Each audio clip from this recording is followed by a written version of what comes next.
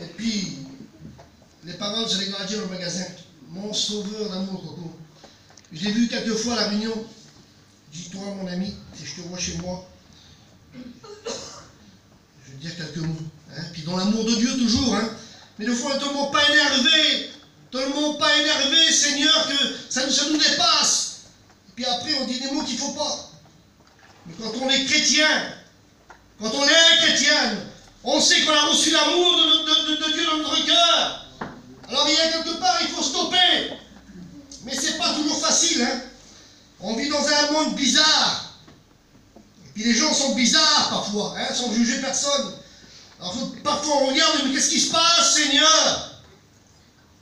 Je vous demande à deux anciens, demandez un peu plus, c'est un Coco qui se lève et qui me présente devant Dieu, j'en ai besoin.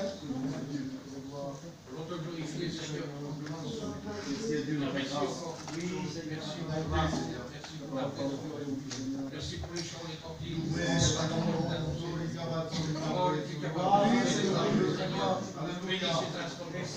Alléluia.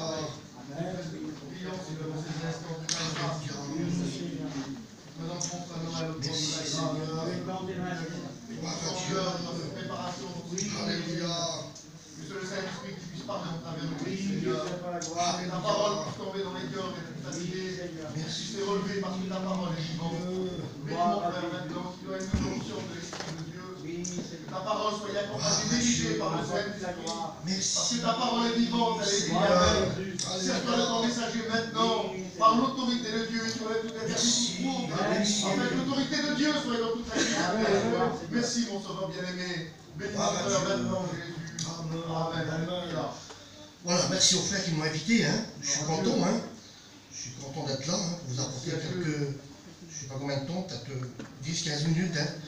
C'est Dieu qui décide. Hein. Je ne suis pas un garçon qui est pas chantant, mais je dis toujours, c'est le Saint-Esprit qui décide. Il faut toujours le mettre en avant. Si tu n'as pas le Saint-Esprit dans ta vie, Seigneur, c'est très dangereux. Mais quand on a un guide dans notre cœur, dans notre vie, on sait où aller. Alléluia. J'ai quelques mots, je ne vais pas vous le dire bien longtemps, je l'ai dit, hein. Et puis, c'est sur la préparation. Se préparer. Là, il est écrit, hein, les anciens connaissent très bien. C'est un texte très court, il va beaucoup plus loin, bien sûr. Hein. Il dit là dans Amos 4:12, prépare-toi. La fin, je vais dire après. Prépare-toi à quoi faire. Ma matin, Seigneur, je vais me préparer à aller chiner. Samedi, dimanche, Seigneur, pour ceux qui ne sont pas chrétiens, je pense qu'il n'y a pas trop de monde ici, à part les frères devant. Samedi, dimanche, je vais me préparer à m'habiller, à mettre un bon costume, mettre plein de parfums, moi et ma compagne. Et puis je vais aller danser. Je vais me préparer à prendre l'avion pour faire un beau voyage à Punta Cana. On va souvent maintenant, merci Seigneur, pour ceux qui peuvent le faire. Hein. Beaucoup de mariages, maintenant des jeunes, ils le font, ils prennent l'avion. Hein. Moi j'ai peur dans l'avion, je n'ai jamais pris, mais je crois que je ne le prendrai jamais. Et puis, je veux me préparer, Seigneur, à aller danser. Je veux me préparer à aller au bar, Coco, à jouer au billard, avec les copains à part. Je rentre chez moi, je crie avec ma femme, je crie avec mes enfants, un désordre total, parce que je me suis préparé. Le texte, il dit là, prépare-toi à la rencontre de ton Dieu. Quelle beauté, Seigneur, se préparer à rencontrer Dieu. Alléluia. C'est pas se préparer à aller dans le monde, ça. C'est pas pour se préparer à faire des beaux voyages, non. Dans Genèse 3, il y avait Adam et Ève, hein, et Dieu les avait placés dans le jardin d'Éden. Ils étaient préparés. Ils étaient prêts. Préparés. Quelle bénédiction de Dieu. Il avait mis ces êtres vivants là dans le jardin d'Éden. Une petite image comme ça, mais quelle beauté que ça devait être le plus. Le jardin d'Éden, ça ne va pas être n'importe quoi, Seigneur. Mais seulement il y a quelqu'un qui est venu les déranger. Il y a quelqu'un qui dérange dans ta vie, dans ton foyer. Parfois j'ai plus de force, Seigneur. J'ai plus de courage. Je suis découragé. J'en peux plus, Seigneur. Parfois je suis chrétienne, mais je suis dans mon cœur, il y a un découragement, Seigneur. Comment je vais faire? J'ai plus de force à aller à la salle, plus comment ça s'appelle ici. À la salle à la niche, j'ai plus de force, Seigneur, je peux plus aller voir les frères. Je suis découragé. Alors les frères viennent voir, mais qu'est-ce qui se passe? Ça fait 2 semaines, 3 semaines, ou un mois qu'on ne t'ai pas vu. Je suis découragé, Pépus. Coco, j'ai plus de force, je suis malade, il n'y a plus rien qui va chez moi. Bien au contraire, quand tout va mal, c'est là que tu dois t'approcher encore plus de Dieu. Parce que justement, je suis un homme prêt. Je suis une femme prête, je suis une chrétienne, un chrétien. Pas facile comme le découragement vient sur toi. Moi, des fois, le découragement vient sur moi, pourtant je suis serviteur de Dieu, comme les frères. Et parfois, le diable, il veut attaquer. Parfois, le diable veut décourager. Parfois, le diable veut t'aplatir. Parfois, il y a des gens qui viennent en face de nous pour nous taper dans le visage, pour nous dire de mauvaises paroles. Il n'y a pas longtemps, j'ai expliqué ça à mon beau-fils en route. Là, je connais un peu le serviteur de Dieu, un peu tout le monde, et puis je ne pense pas que j'ai jamais eu de problème avec Pépus, avec les frères. Et puis, il y a 2-3 semaines en arrière, mon téléphone a sonné, inconnu. Ils m'ont juré au téléphone, Coco. Ils m'ont juré. En 2 fois, je viens de perdre mon frère il y a 4 mois en arrière. Je viens de perdre mon père il y a 1 an. Ils m'ont juré au téléphone. Et puis ils ont raccroché. Et dans mon cœur, il n'y avait même pas de mauvaise pensée. Je me suis mis sur le côté, j'ai pleuré, j'ai dit Seigneur, mais qu'est-ce que j'ai fait? J'ai dû faire quelque chose à quelqu'un. Je me pose la question à mon âme, à mon cœur, mais qu'est-ce qui se passe? Mais comme je suis prêt, justement, j'ai le Saint-Esprit dans mon cœur. Donc le diable ne peut pas mettre de doute. Parfois le diable vient mettre de doute dans ton cœur. Parfois le diable vient dans ton foyer, puis il veut détruire, il veut mettre des mauvaises pensées. Mais Seigneur, il l'a fait, hein, Adam et Ève, hein. Il les a dérangés. Il les a dérangés. Toi, tout ce qu'il y a là, pas de problème. Mais si tu touches à cette herbe-là, c'est un danger pour toi, non? Ils étaient prêts pourtant. Et un jour, ils ont péché, la parole de Dieu nous dit, mais Dieu vient, il appelle Adam. Adam, où es-tu? Où es-tu, Adam? Et Dieu savait certainement où ils étaient, hein, mais c'est pour entendre sa réponse. Il va dire, je suis là, Seigneur. J'ai entendu ta voix dans le jardin, mais j'ai eu peur, parce que dans mon cœur, il y a eu quelque part une désobéissance. J'ai désobéi, Seigneur.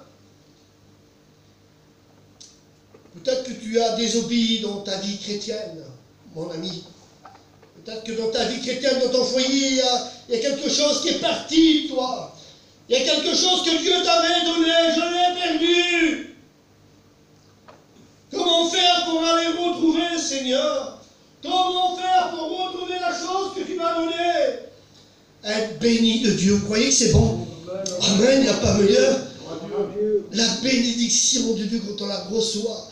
Je dis souvent, et puis moi je l'ai, puis les frères aussi, vous aussi certainement, je pense, quand le Saint-Esprit vient travailler votre cœur, il y a quelque chose qui ne va pas. Quand le Saint-Esprit me reprend, justement, c'est parce que je suis un homme prêt, je suis une femme prête, comme le texte dit, Amos 4:12, prépare-toi à la rencontre de ton Dieu. Je veux être prêt, Seigneur, à tout temps. On ne sait pas ce que ça va être demain en sortant d'ici, tout à l'heure. On ne sait pas ce que ça va être demain en sortant d'une campine, pour aller travailler, et vous laisser reparler aux commissions. On ne sait pas ce qui peut se présenter devant nous. Nous devons toujours être prêts, alléluia, être prêts, Seigneur, dans les mauvaises nouvelles. Aujourd'hui, on entend pratiquement que ça. Beaucoup de malades. Je crois qu'il y a un frère qui est parti, là, 25, 26 ans, je crois, hein, tout jeune. Je ne sais pas ce que ça va être demain. Je vous en prie pour l'amour de Dieu. Soyez prêts. Soyez prêts pour tout à l'heure et demain. Quand j'ouvre la porte de ma campine le matin, je dis Seigneur, merci. Quand je la ferme le soir, je dis merci Seigneur pour le bonheur de mes enfants qui sont en bonne santé, le foyer de mes filles. Je n'ai pas eu de garçon, j'ai eu 5 filles, moi. Je m'en ai fait toujours rafquette. Il m'en reste encore une, Maïva. C'est une chrétienne, gloire à Dieu. Elle s'est baptisée, ma fille, c'est une chrétienne. Merci Seigneur. Peut-être que ton foyer il est un peu divisé, puis ça arrive ça. Deux fois il y a un foyer qui est divisé, la femme est chrétienne, et l'homme n'est pas chrétien. Oh, l'homme est chrétien, la femme n'est pas chrétienne. Mais patience, Il faut de la patience, mes amis. Il faut beaucoup de patience. Oh Dieu, c'est tu es un homme prêt, une femme prête. Avant, je m'en souviens, mon père, c'était un homme très sévère. J'étais tout petit, j'avais une dizaine d'années. Mon père, quand il rentrait sous dans la caravane, on avait des caravanes à chevaux, il cassait la porte. C'était d'office. Un coup de pied, donc il cassait la porte. Ma mère, elle prenait des coups et elle dormait dehors. Mais nous, on était cachés. Et puis on avait une petite trappe dans la caravane en dessous. Je disais à mes frères et mes soeurs, si Tata il commence, on sauve, on savait, on était prêts, on se préparait.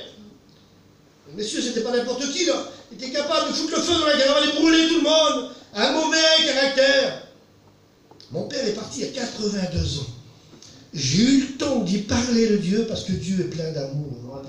Dieu est plein d'amour, mes amis. Alors ne doute jamais là-dessus. Dieu t'aime encore. Là, ce soir, si tu as fait une erreur dans ta vie, ça arrive. Ça arrive, j'en ai fait des erreurs. Dieu t'aime encore. Mon père est à l'hôpital pendant une quinzaine de jours. Et là, j'ai profité de l'occasion d'y parler de Dieu. D'y parler de l'amour de Dieu. Il m'a pris la main et dit, mon fils, tu crois que Dieu peut me pardonner avec tout ce que j'ai fait? Et j'ai dit, si ça sort de ton cœur, mon père, c'est possible. Dieu t'aime, Dieu est amour. Il a prié avec moi. C'est 15 jours qu'ils ont suivi, Coco. Je l'ai ramené chez lui, il s'est préparé. J'ai dit, mon père, là, regarde, tu es prêt. Tu es prêt. Pourtant, c'était un méchant, mon père. Mais Dieu est tellement amour, Seigneur. Il est capable de pardonner tes péchés. Alléluia. Oh, quel amour qu'il a. C'est pas mon amour à moi, non. Moi, ça dure peut-être pour quelques jours, quelques mois. Il peut faire une erreur. J'essaie de la rattraper, pas de problème. Mais Dieu est plein d'amour. Dieu t'aime encore ce soir. Dieu veut préparer ta vie. Dieu veut préparer ton cœur. Et j'étais content. J'ai ramené mon frère dans sa caravane. Il est parti dans la caravane. J'ai chanté des cantiques pour laquelle il est réuni dans sa caravane. Quel privilège, Seigneur, de voir les chrétiens partir près de Dieu. Alléluia. Parce que justement, tu es prêt à te préparer. Aujourd'hui, il faut se préparer. Prépare-toi le plus vite possible. Le plus vite possible, prépare-toi à connaître l'évangile. Je veux connaître ta grâce, Seigneur. Je veux connaître ton amour, Seigneur. Quelques temps en arrière, j'ai peut-être entendu, frère, il y a 2 ans de cela, j'étais à Hasbrook, et puis je suis devenu dans un petit camping là-bas. Puis je passe à la gare, et puis je passe devant la gare, puis il y avait un sédentaire là, qui était penché sur le pont. Il attendait que le train passe, mais moi je ne savais pas. J'allais chiner, Gougou. Je fais 15-20 km, mais ça m'a fait un flash. Ça m'a fait un flash, le monsieur était préparé là, écoutez-moi bien. Il était préparé.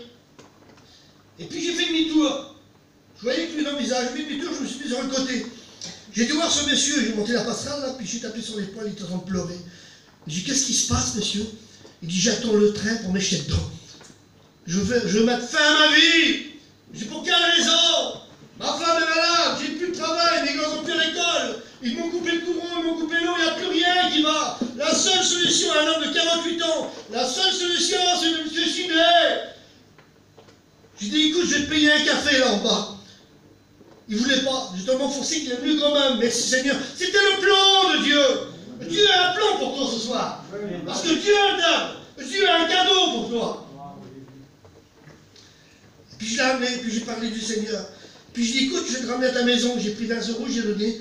J'ai dit, reste là. Puis là-bas, il y a une réunion des sédentaires. J'ai dit, voir le sédentaire, il va te comprendre mieux que moi, parce que les mots sont cassés, moi. J'ai parlé du Seigneur aussi, pas de problème. Donc j'ai prié avec sa femme, allongé sur le lit, malade, et j'ai prié avec lui. La femme en larmes, lui en larmes, et moi bien sûr, comme nous, hein, on est sensibles. Donc j'ai pleuré avec eux. Et j'ai prié le Seigneur. J'ai dit, Seigneur, interviens, interviens, interviens. Ils ont besoin de ton œuvre. Ils ont besoin d'une délivrance. J'étais voir ce sédentaire, le pasteur, il est venu. Et puis je les ai laissés. J'ai laissé mon téléphone. Et puis un mois se passe. J'étais voir ce sédentaire, le pasteur. Les nouvelles, ils sont déménagés, ils sont partis sur Saint-Omer. Et puis, j'ai téléphoné. Il m'a dit, Noël, oui, tu es un ange de Dieu. J'ai dit, non, je ne suis pas un ange de Dieu. Quelle beauté, Seigneur. Ce que Dieu est capable de faire, alléluia. Il fait des choses merveilleuses, le Seigneur. Il veut te préparer, lui. il veut que tu sois un homme prêt, une femme prête. Comme le texte le dit là. Il dit, je vais à la réunion à Saint-Omer. Ma compagne est guérie, je travaille et j'ai eu une maison. Alléluia. Mes gosses vont à l'école, tout va bien. Alléluia. Vous n'êtes pas compte, vous trouvez quelqu'un qui est là, il n'est pas chrétien du tout, et Dieu se sert de toi pour le sauver justement. Dieu est capable de se servir de toi ce soir. Il veut se servir de toi. Tu es peut-être un mauvais caractère. On peut peut-être te prendre avec des pincettes tout doucement. Vous avez des gens comme ça, hein, surtout le gitan. Il a le son très chaud.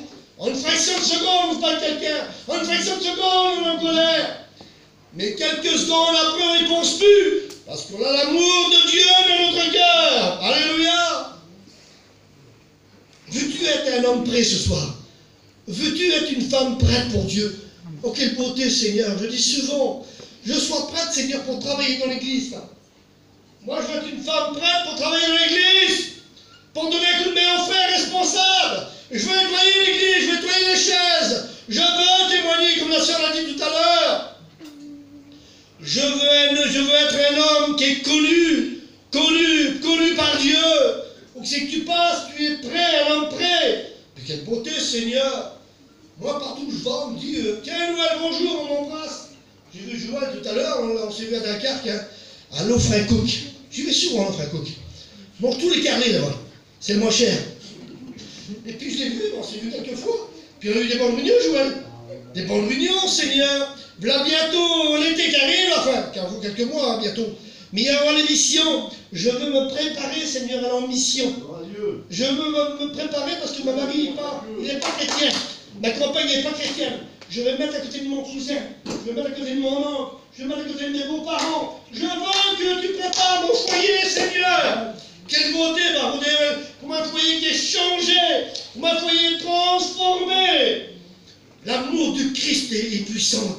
L'amour de Dieu est vivant. Elle est vivante. Je répète que Dieu t'aime encore. Parfois, certainement, puis on me l'a fait aussi à moi, et puis je ne fais pas attention là-dessus, parfois on pisse du doigt. Je suis là, c'est pas possible, c'est là, non, c'est pas possible. On ne peut pas être chrétien. On ne peut pas être chrétienne, mais si justement, Seigneur, je viens à la réunion parce que j'aime ton œuvre, Seigneur. La parole de Dieu est vivante, mes amis. Je veux être une femme prête. Je veux être un homme prêt. Où es-tu, Adam? Je suis caché, quelle peur dans lui. L'amour de Dieu, j'aurais voulu être à sa place. Mon sauveur. Des fois, je me mets en colère, ça arrive, moi. Pas avec n'importe qui, avec ma compagne, puis ça arrive. Mais moi, je dis, quand tout va bien, coucou, toujours comme ça, là. Quand tout va bien, ben, Seigneur, méfie-toi. Quand tout marche sur des roulettes comme ça, quand tout brille chez toi, quand tout va bien, ah, je suis un chrétien, j'ai des ailes, je m'envole. Merci Seigneur, pas de problème, on est en bonne santé, il n'y a pas de malade, c'est le principal. Mais parfois la tempête, elle arrive comme ça en ce coup, et tu n'as pas le temps de la voir arriver. Et quand la tempête tombe dessus, mon ami, si tu n'as pas de réserve avec Dieu, alors Seigneur, l'oiseleur, je l'appelle moi, il vient, puis il jette son filet sur toi. Mais si tu n'as pas de réserve, je répète dans mes mots, si tu n'as pas de réserve avec Dieu, s'il n'y a pas de prière dans ta vie, si tu n'es pas un chrétien ou une chrétienne forte, le diable va faire avec toi des nœuds. Mais il n'a aucune puissance sur toi, parce que justement t'appartiens, Dieu. Seigneur, il y a quelques mois que je viens à la réunion, et je cherche à recevoir de toi. Pas de problème. Dieu te voit, Dieu voit ton œuvre, Dieu voit ta force, que tu forces pour venir à la réunion. Dieu va prendre soin de toi, mon ami. Oh, quelle beauté, Seigneur. J'ai souvent qu'il y a vilaine chose quand tu es à l'hôpital, là, puis tu es bronché, hein, tu as une bouteille de perfusion, et puis là, le docteur, il vient vers toi, il dit, écoutez, messieurs, vous en avez pour quelques semaines ou quelques mois. Je préfère être chez moi, je préfère être à la réunion, et dire merci, Seigneur. Je dis souvent, il vaut mieux manger un morceau de pain sec qu'avoir un grand trésor. Quelle beauté, Seigneur. J'étais à l'hôpital il y a quelques temps en arrière, il y a 4-5 ans de ça. Puis quelle beauté, Seigneur. Je le dis en vérité. Hein. Puis ça m'arrive encore. Hein. Puis certainement vous aussi. Hein. Je suis sorti d'hier et j'ai pris... j'ai resté 2 jours à l'hôpital. Je suis sorti d'hier, ma femme elle a fait un ragoût de cassoulet. Mais pas n'importe quel cassoulet. Hein. Elle avait pris 2 boîtes, je m'en souviens, Seigneur, de boîtes de cassoulet. Vous savez, vous les avez pris dans les Aldi.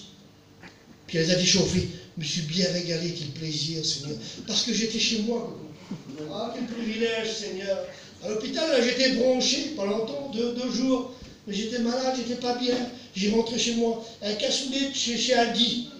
Quel privilège, Seigneur, peu plus. Quelle bonté. Il n'y a pas meilleur, Seigneur. J'ai mis un peu de poivre, un peu de sel, et puis j'ai fait chauffer, puis j'ai mangé ça. J'ai bu un gros verre d'eau par-dessus. J'aurais eu du vin, j'aurais bu aussi un verre de vin. Je n'avais pas. Mais je vous dis, c'est pour ça. Il faut toujours être prêt. Il faut se contenter de pas grand-chose, Seigneur. La vie, elle est trop délicate aujourd'hui. La vie, elle est trop difficile aujourd'hui sur la terre. De jour au lendemain, vous avez une catastrophe chez vous. Mais j'ai pas de réserve avec toi, Seigneur. Je veux te garder dans mon cœur. Un dernier mot, je vais m'arrêter là-dessus, je ne passe pas longtemps. Ma petite Maïva, qui a 20 ans aujourd'hui, presque, elle avait 8 ans à l'époque. Elle a eu un problème devant. Il faut l'attendre 8 jours, j'ai coupé au cours. Il faut l'attendre 3 mois pour avoir le résultat. C'était une biopsie qu'il devait faire. Puis j'étais voir le docteur. Puis il me dit, monsieur Weiss, il va falloir attendre 3 mois. On peut pas avant. Pendant les 3 mois, là, je le dis à ma honte, et puis ça, je le dis pour moi. Hein. J'ai jamais autant prié de ma vie, beaucoup. J'ai jamais autant que je l'ai de ma vie. C'est pour ça que je vous dis que tout va bien. Merci Seigneur, pas de problème, on vient à la réunion. Et parfois quand tout va mal, puis on néglige les réunions. Et là on vient, on dit, mon frère, tu peux prier pour ma fille. Pour mon fils, c'est normal de le faire, faites-le. Et vous mettez à genoux là. Vous dites, Seigneur, je demande pardon, Seigneur. Mets la guérison dans le cœur de mon enfant, de ma belle-mère, de mes parents, de mon père, de ma mère. Viens me guérir, Seigneur. C'est comme ça, pas de problème. Et puis 3 mois, c'était le 24 décembre au matin. Ma petite, elle dit, mon père, je sais pas, je sens plus rien. Quelle vitesse que j'étais à l'hôpital. Quelle vitesse que j'étais voir le docteur, je téléphonais. Puis j'ai insisté pour le voir, comprenez bien. Il est venu. Il m'a dit, monsieur Weiss, on va le faire. Ils ont passé une radio, là. Mais il n'y a plus rien, on s'est trompé, monsieur Weiss. Ben non, il ne s'est pas trompé. C'est Dieu qui a intervenu. C'est Dieu qui a opéré. C'est Dieu qui a béni. Parce que justement, j'étais prêt. Alléluia. Et puis à l'époque, j'étais prêt pour aller aux études. Je dis, qu'est-ce qui m'arrive, Seigneur? Il faut poser des questions un peu plus. Mais qu'est-ce qui m'arrive? Qu'est-ce qui m'arrive? Ben Seigneur, je mets tout entre tes mains. J'ai un problème, je mets tout entre tes mains, Seigneur. Je n'ai pas souffert pendant les études, l'amour de Dieu, coucou, je l'ai déjà dit coucou. Hein. J'ai attendu presque 7 ans pour les études. J'ai passé 4 fois au test de lecture. Impossible d'y rentrer. Je passais avec la petite bougie dans ma campine des heures et des nuits complètes à lire. J'ai 55 ans, j'ai eu 55 ans il y a quelques jours. Et puis, j'y arrivais pas. Mario Guiltrach, je suis avec lui. Sauveur d'amour, comme il me l'est. Lila, mais il n'y a pas meilleur sur la terre, ce homme-là. Je l'ai vu aux études, mon sauveur d'amour. Mais voilà, j'étais impressionné comme ça. Et puis, j'y arrivais pas. J'étais à l'école, j'étais à l'école pendant des mois et des mois. Il y a un monsieur qui me dit, je vais me prendre à lire. Je savais lire, dès que je rouvrais la Bible, c'était fini. Mais dans un coup, ça s'est déclenché. Merci Seigneur. Et puis un jour, je me regarde dans la classe, et puis j'avais mal au dos. J'ai un problème de dos. Et puis là, j'ai avancé tout doucement dans la classe pour me raser. On a dit que le diable, il me parlait en face. Il m'a dit, Noël, toi qui iras jamais aux études. Tu iras jamais, c'est pas pour toi. À un moment donné, je lui ai mis un coup de poing dans la glace. Mais j'ai répondu, comme le texte dit, je suis prêt, alléluia. Je suis prêt, justement. Et puis au bout de 4 fois, j'ai passé au test de lecture, la 5e fois, là j'ai été pris. Oui, tu lis comme un livre, pas de problème.